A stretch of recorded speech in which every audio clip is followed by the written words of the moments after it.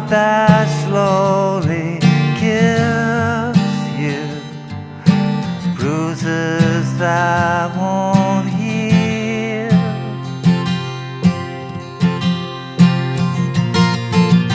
You look so tired, unhappy, bring down the government.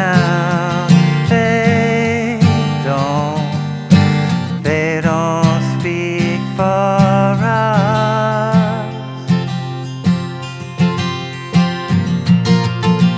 I'll take a quiet life, a handshake of carbon monoxide, no alarms and no surprises, no alarms and no surprises, no alarms and no surprises, silence, silence.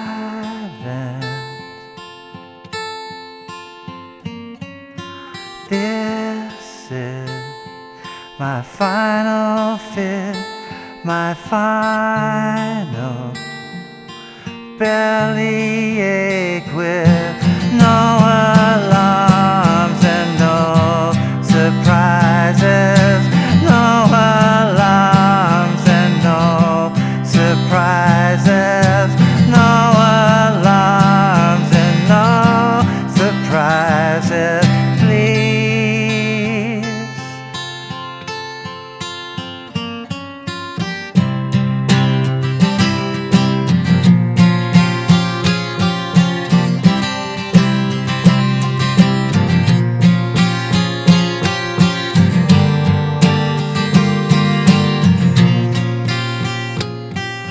Such a pretty house and such a pretty garden, no alarms and no surprises, no alarms and no surprises, no alarms and no surprises, please.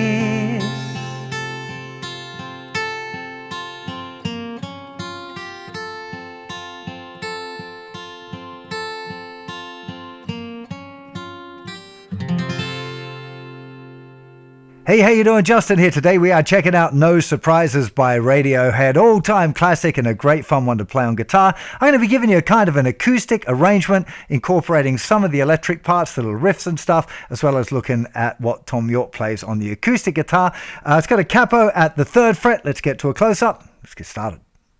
Let's start off by looking at the intro riff. So, of course, we've got the capo on the 3rd fret, and we've got a D chord shape up in front of it. And we're going to be playing the thinner string, the 3rd string, the 2nd string, and then back to the 3rd string. So 1 and 2 and 3 and 4 and 1 and 2 and then we're playing open 3rd string, 3rd fret on the 3rd string, 3rd fret on the 2nd string, and then the open thinner string, and then we've got our D chord back. Okay, so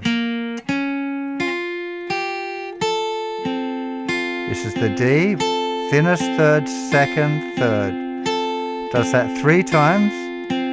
Open 3rd, 3rd, open. 2 and 3 and 4 and 1 and 2 and 3 and 4 and 1 and 2, 3 and 4 and 1 and 2 and 3 and 4 and... I'm starting here with an up pick, up, down, up, down, up, down, up, down, up, down, up, down, down, down, down, down.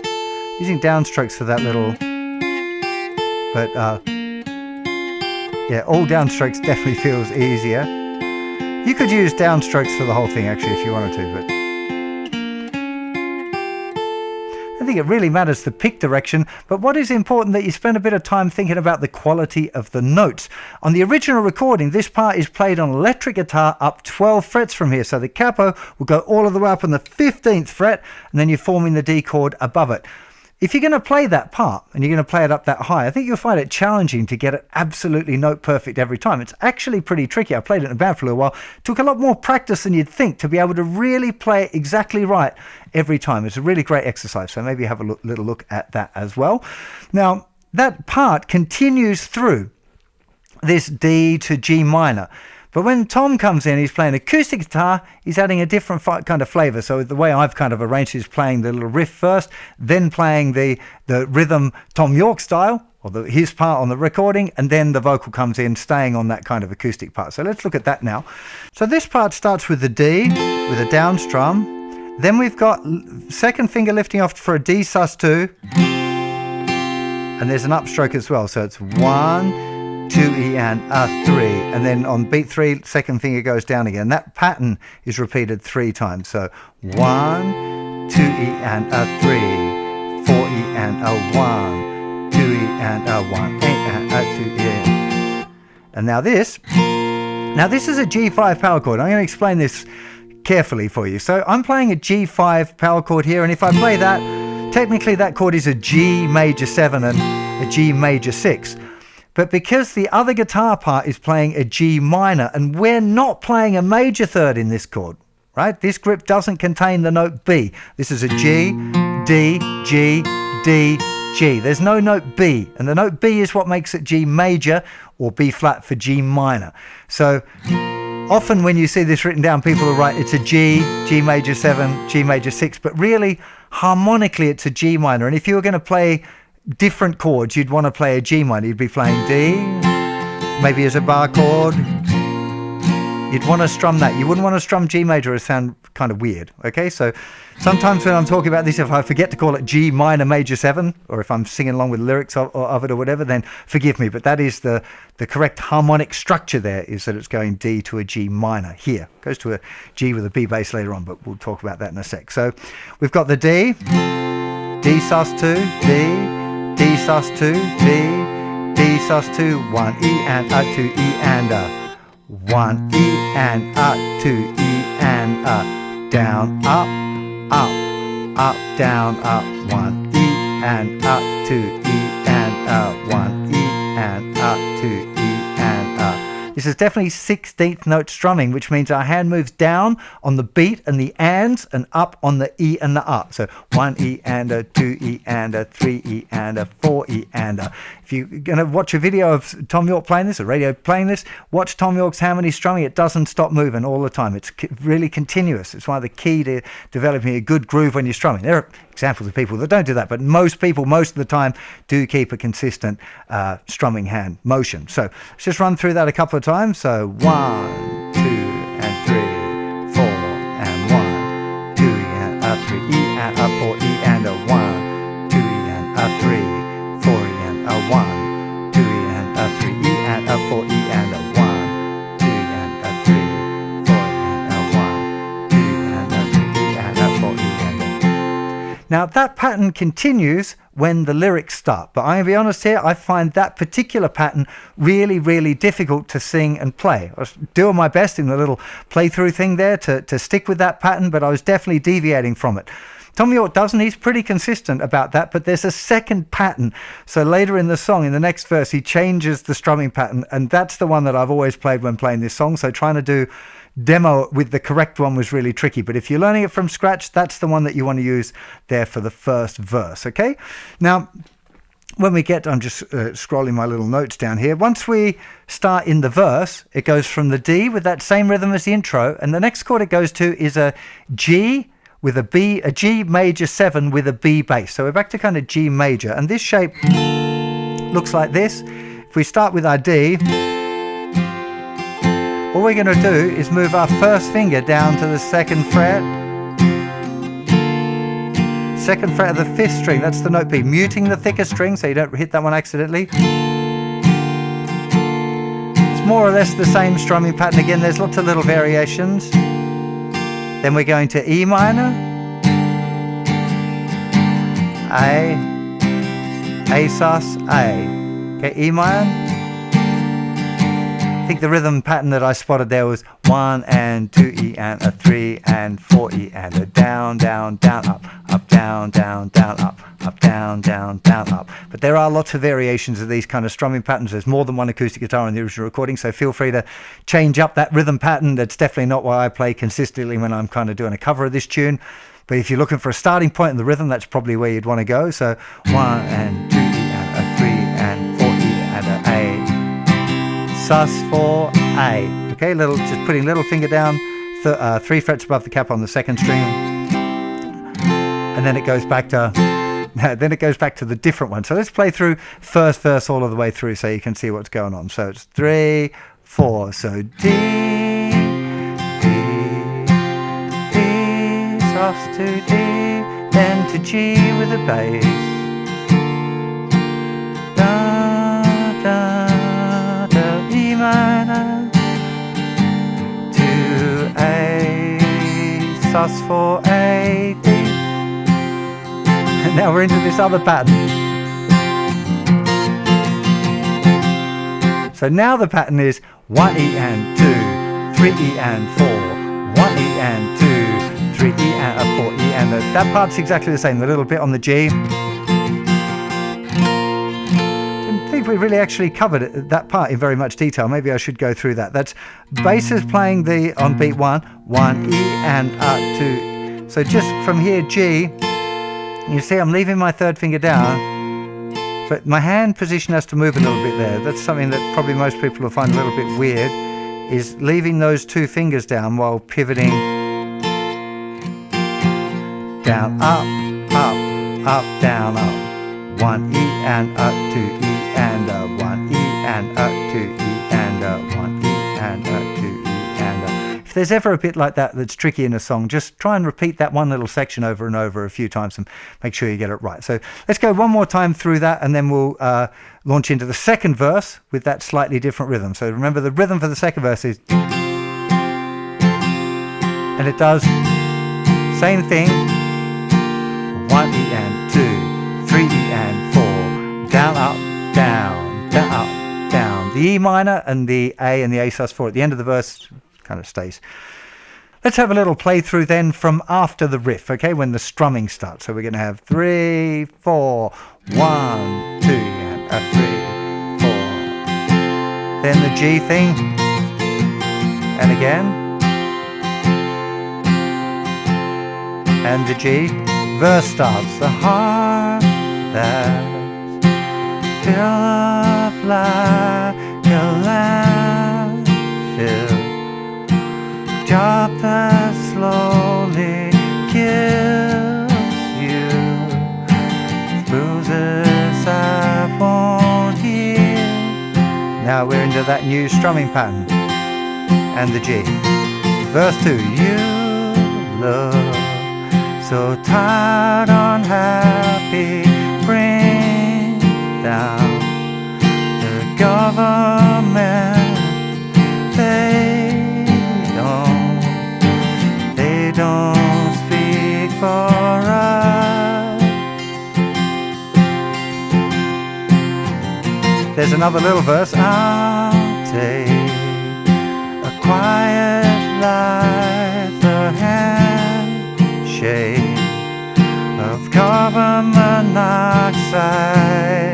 And then we're into the chorus. Now the chorus is going from E minor, no alarm, and A and sus, and back to A, E minor, and no surprises, E minor to A sus 4 there and off, silent.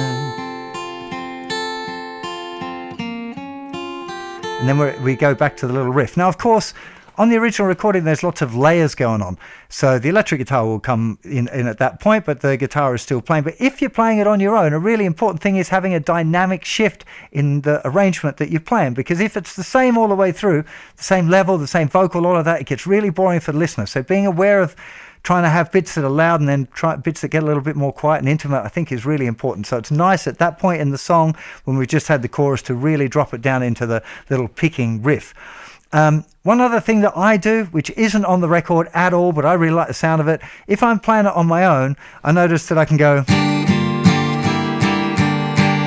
which is going E minor, adding my little finger on the 3 frets above the capo on the second string, and then moving it down to the 2nd fret and then targeting at the open.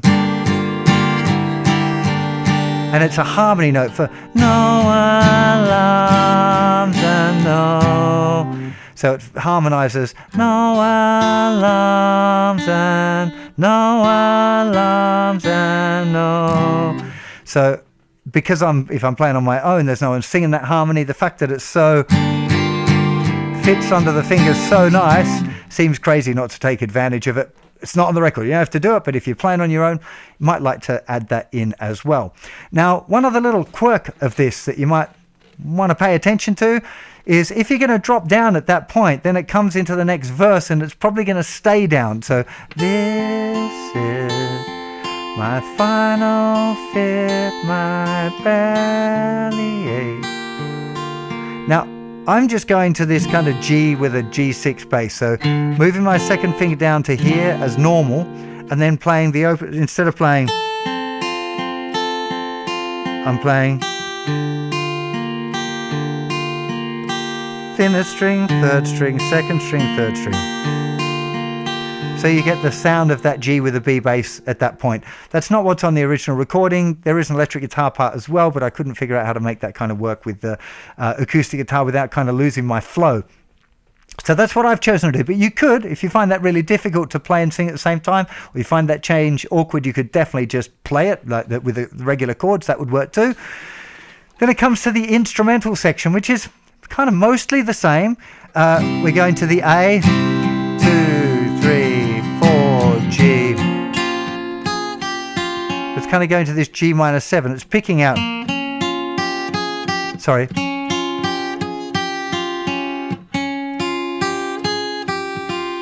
But again, if I'm strumming it there, I don't want to kind of go into the individual picking. So all I'm trying to do is really target this note, thinner string 1 fret above, because it's not used in any other part of the song. So I'll have A, sus, A, G minor,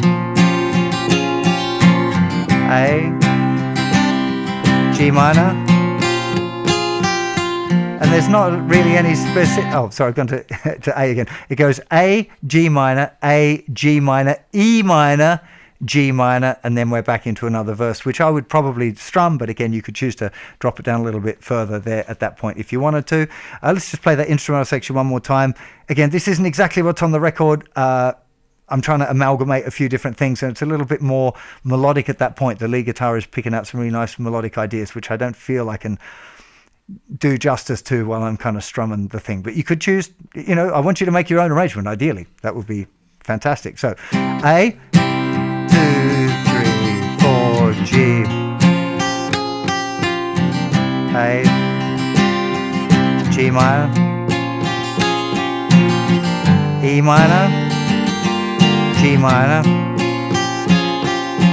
sunshine. And then you're into that verse, and then it does another chorus. At the end of the chorus, it goes back into our riff, gradually slowing down. And then we finish the tune. It really is a lovely, lovely arrangement. It kind of sounds harder and more complicated than it is. This is definitely one for like an advancing beginner level. You should be able to tackle a tune like this and play it confidently. It's not particularly pitchy. There's no like crazy Tom York high parts like you might get on, say, Paranoid Android. So it's a really nice one to play and sing at the same time. Lots of people love it, so definitely this is one to consider adding to your repertoire list. Really hope you enjoyed this lesson. As usual, there are hundreds more songs over on the website, all graded by difficulty and different chords and all of that. If you're struggling at all with your rhythm, do go check out the Justin Guitar Lessons and Songs app, which has got loads and loads of different backing tracks for you to play along with, because when you play with a backing track, you can't muck your rhythm up. That's probably the most common problem for beginners, is they play on their own and they allow themselves to stop while they're playing stuff, and they develop a poor sense of time. time. Don't be that person. So do go and check it out. Justin Guitar Lessons on Songs app, available on the App Store and Google Play. Go give it a look. Thank you so much for your support. Hit that subscribe button if you haven't already. Do sign up over on the website. There are loads of cool tools as well over there for free for people that are registered on the site. God, that's like loads of salesy stuff all at once at the end. Hope you don't mind. I'll see you for another lesson very soon. Take care. Bye-bye.